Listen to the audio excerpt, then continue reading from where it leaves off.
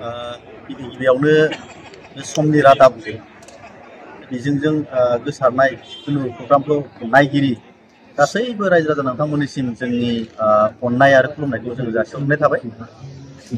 थारैनो जोबोद proud feel खालामनो जों गोजोननाय मोनदों।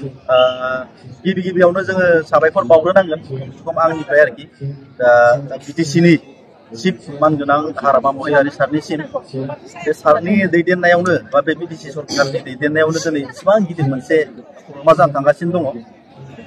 दिनैयो जोंनि आसामनिल' नङा बियो अल भारतनिनो सासे मुंदांखा रोजाबगिरि होनबाबो बुंद्रायनाय जाया। जोंनि गेदेमा रुंसारि मानगोनां जुबिन गार्गनि दिनै 53 जोनोम सान। बिथाङा 53 बोसोर जाबाय। दा बे दिनैनि तारिखजों बे दिनैनि तारिखआव बिथांनि बार्थडे एबा जोनोम सानखौ फालिनायजों लोगोसेनो दिनैयो बिटिसि गभर्नमेन्टनि नाजानायाव बा बिटिसि गभर्नमेन्टनि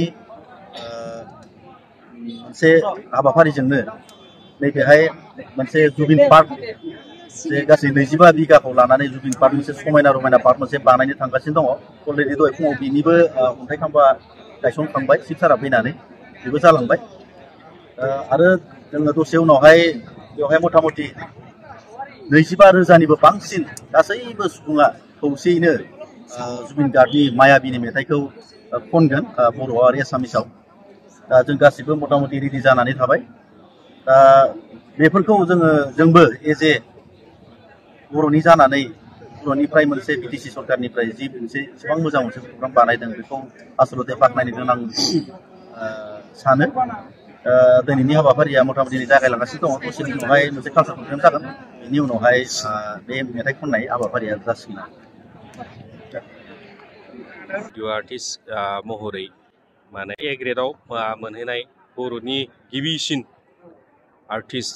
नाथाय बे बिथिङाव बर'फोरनि मेथाइ खनगिरिफ्रा बारा सांग्रां नङा।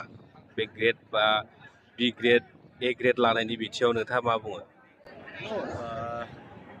नोंथाङा मोजां सोंथिखौनो सोंदों।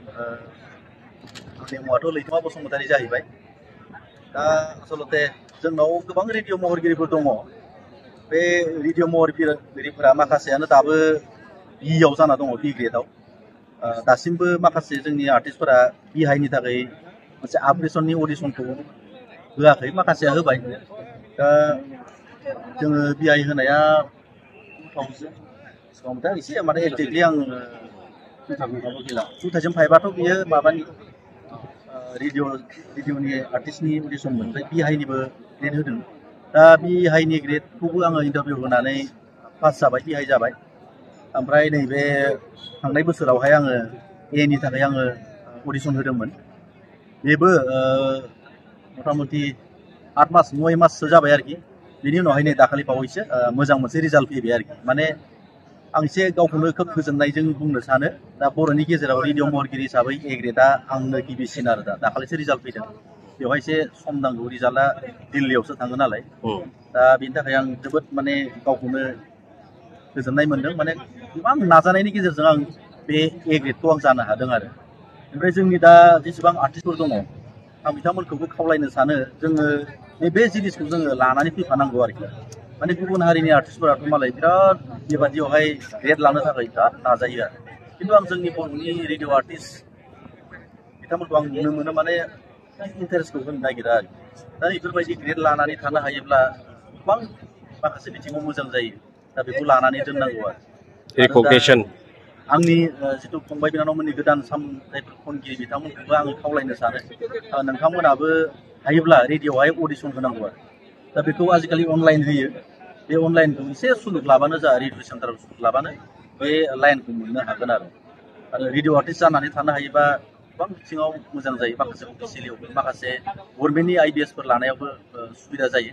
आरो गावबो सासे मेथाइ खनगिरि हिसाबै इस्टाब्लिश मोनसे जानो हायो आरो रेडिअ आर्टिस्ट जाखांनायनि उनाव। गभर्नमेन्ट रिकगनिसन। औ, आं दा बेखौ खावलायो आरो जाहाथे बयबो जोंनि गोदान जोलैनि मेथाइ खनगिरि बिथांमोनखौ हायोब्ला रेडिअआवहाय खबर लानानै अडिसन होनानै रेडिअआवहाय ग्रेड लानो बा रेडिअ आर्टिस्ट जानानै थानो खावलायो आरो आं बेखौ खावलायो।